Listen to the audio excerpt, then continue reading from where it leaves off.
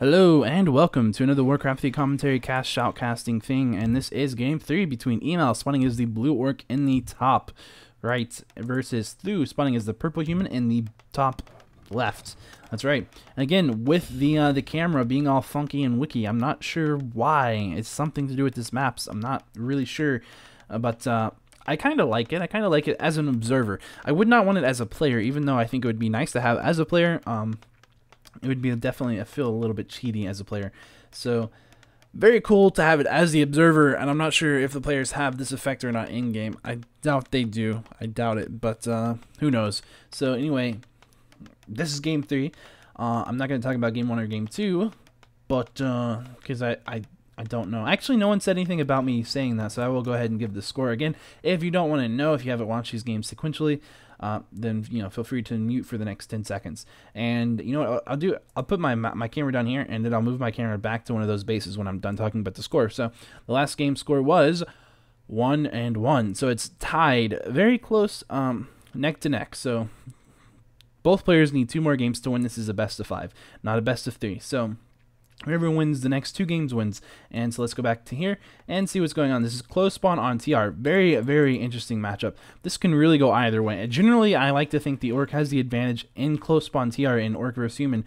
But honestly, the human can also do a whole lot as well. So it kind of depends on really the strategies used and really who gets the early game advantage, I think, mostly. But going into the mid game can be very, very hard on the orc in this matchup here, because of course we know that the human likes to do a lot of harass on the orc space. At the same time, however, the orc will be able to find where the human is pretty much at all points and do a little bit of damage as the human tries to come over here and cancel buildings. So it's very an interesting matchup. Here we do see the Blade Master not opting to go over there to harass the human. We do see the Archmage actually coming over here to take this green, I do believe, and the Orc actually saying, you know what, I'm going to probably go item creep a little bit. So it's always good to go ahead and do what you can there. And we can see that the human also going ahead and double creeping. Again, as you know, humans are very good at double creeping with their Archmage. It allows them to do a lot with this summon. They can summon and they can tank on their summon, and you know, the militia can split up pretty well. So it's definitely a very useful tactic to have as a human, and it's very, very good, especially on this map where you're denying a green, which is a fair amount of experience. And as you can see, it only takes 2 of those to hit level 3 or to hit level 2. So that's something very good. And now you can see him actually directly going on to attacking his workshop or his shop. Definitely something that you normally don't see, but again, seeing how very close it was, he was able to do quite a bit of damage while it was still being built. And on top of that, one of the nice little side effects is that he loses a lot of wood from this early on, where he's having to repair and not able to mine wood. Big deal, or it's a very big deal actually. And here we can see this is the orc actually able to go ahead and get a claws of attack +9. That's a very big deal actually. And creep this whole thing out with just a grunt and a Blade Master. Is Blade Master very powerful at this point? That's a very nice item, and we can see that the Thu is over here doing a little bit of damage to these burrows. Pretty much what he wants to do is just do a lot of harassing here. He is level 2 and he's able to do a lot of harassing. As you can see, if we look over here, we can see that the orc doesn't even have enough wood at this point to tech. His gold is just starting to pile up. And here we can see a little bit of fighting going on over here.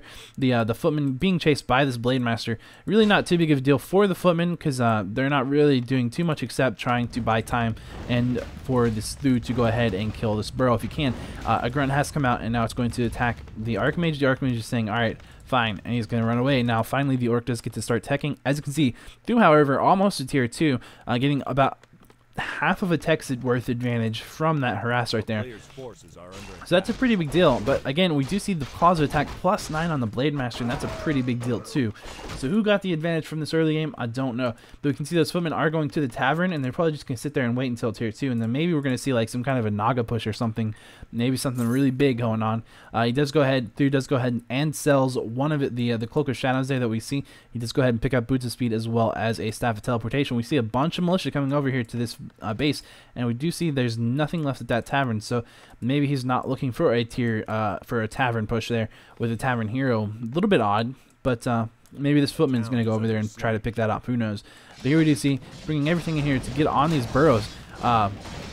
That Blade Master is level 3 now, and he does actually happen to have a claws of attack +6 as well, +17 damage at level 3. It's a pretty big deal. However, he's going to lose one of these burrows. It does look like it's going to get very, very close. He does go ahead and throw up another burrow. Here's yet another burrow taking quite a bit of damage, and it may go down as well. We do see a lot of eMaL doing his best to repair it, but not really able to, and he does go ahead and lose yet another peon, or lose a peon in fact, and lost both of his burrows. So not really a position he wants to be in. He has 24 out of 10 food. He's going to have to get down yet another burrow. That's a lot of harass coming on, so this is definitely something that where we can see Thu is really just controlling the game and really utilizing this close position and really abusing it as much as he can. And here we do see he's actually done a lot over here. We can see that the Archmage is being healed up. He is running away. He's going to try to hit level 3, and maybe we're going to see some harass coming in from the Beastmaster. The Beastmaster with those Quill Beasts might very well be able to just go ahead and cancel this Watchtower with no problem, and might even be able to go ahead and cancel this burrow that's being built as well. I'm not sure, but he does go ahead and cancel the Watchtower and decides, you know, I'm going to run away. There is a very strong Blade Master attacking me, and I don't want to die, so he's going to run away. Here we can see down here a little bit of creeping going on from Thu. He's going to just try to get level 3, and I don't want to get off this action too much, but as you can see, the Beastmaster is running away. And now he's at his home, pretty safe and comfy. And here we do see him going ahead and picking up a potion of healing. And again, using that very nice Quill Beast micro to keep his Beastmaster from taking all that much damage from that Blade Master. Using that healing of potion to stay alive and not just running around. Doing what he can do. Doing Ring of Rosie. Giving this Archmage enough time, wherever the Archmage went, I don't know, to hit level 3. And if he does lose a Beastmaster that's level 1, it's not a huge deal. Level 1 heroes do regenerate, or do revive very, very quickly. And you can see yet another Quill Beast being summoned. He's going to go ahead and try his best to kill that Watchtower or cancel it. I mean, it's going to be very difficult at this point. The Beastmaster does go down after a very, very long chase. The Blade Master had to put up for a lot of that hokey pokey run around the circle crap. Now he's going to chase down the Quill Beast. Here we can see that the Archmage is level 3. In fact, he has a very nice item, a Gauntlets of Strength plus 3, which allows him to stay alive, as well as the Circle of Nobility, giving him a total of plus 5 strength. And each strength point, as you can see, is 25 hit points. So that's quite a bit. And we do see these Quill Beasts running around causing havoc in eMaL's base. There is a Watchtower up, however, so he's not in the worst position here. Here we do see that the Blade Master here is going to go ahead and try to pick off a Footman, and he's going to do that no problem, as he is very strong, and that Footman was quite low HP to begin with. So here we do see the Beastmaster almost back out already, and we do see some priests out on the field. A Sorceress is coming out as well. And it's going to be interesting. We do see a lot of focus fire going down onto this Blade Master. Is he surrounded? He is surrounded, but he does have enough mana for a Windwalk out. No problem. And the Archmage sitting here and just thinking, okay, what am I going to do? What am I going to do here? Going to be just fine. Going to heal up and use my Clarity. And there's going to be a Clarity as well going off on the Beastmaster. So pretty much what you would expect is just pretty much gearing up for what is probably going to be a pretty big push here. Here we can see Arcane Sentry or Magic Sentry being researched. And we're probably going to see some Ivory Towers. In fact, we do see 3 Ivory Towers. That's the entire stock being bought by the Beastmaster.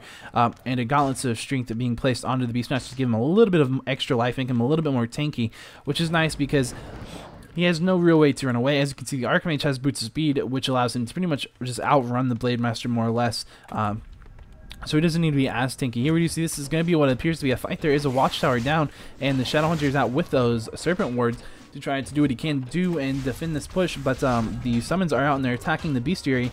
Here we do see the Thu's army bringing in some militia just to help support this army. This Bestiary is going down.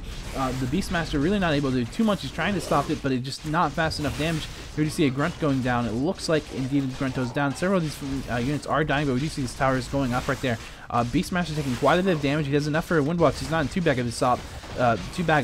of a position. We do see a Demolisher coming out, getting slowed and taking some damage and running away pretty much immediately. Almost was surrounded off the bat. We do see that Blade Master taking a lot of damage as well. He's very low HP. Does have enough mana for at least one Windwalk. The Serpent Wards are being used quite effectively, as well as this Watchtower. I'm not sure who's going to win this, but it looks like eMaL is holding off just fine, but those towers going up could be a pretty big damper, because I mean, how much is he going to be able to do with that Demolisher before it dies? I'm not sure. There are a lot of summons that can just suicide into that, and we can see actually a lot of damage going off onto this Blade Master as well, barely having enough mana for a Windwalk. He's really running out of Windwalks, even though he's very powerful. He's really fighting an uphill battle, so I'm going to have to say Thu is actually going to be coming out on top here, maybe. I'm not sure, but it does look like it. I need to drink more water. But anyway, we do see the Blade Master doing what he can do. Blade Master's very, very low HP on this Blade Master. He goes ahead and Windwalks, gets away with only 26, 9 life. Very, very low. He did not realize, I don't think, that there was Magic Sentry right there.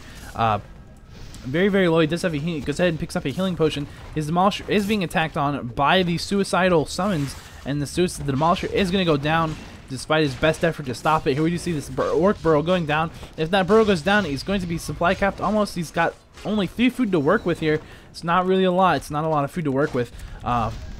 Demolishers do, of course, cost 4, but he does have a Demolisher in queue, and you can see here he's still, but it's only going to be allowed to have 1, and he's in a bad spot here. He does go ahead and call GG. Very, very difficult there to continue fighting that.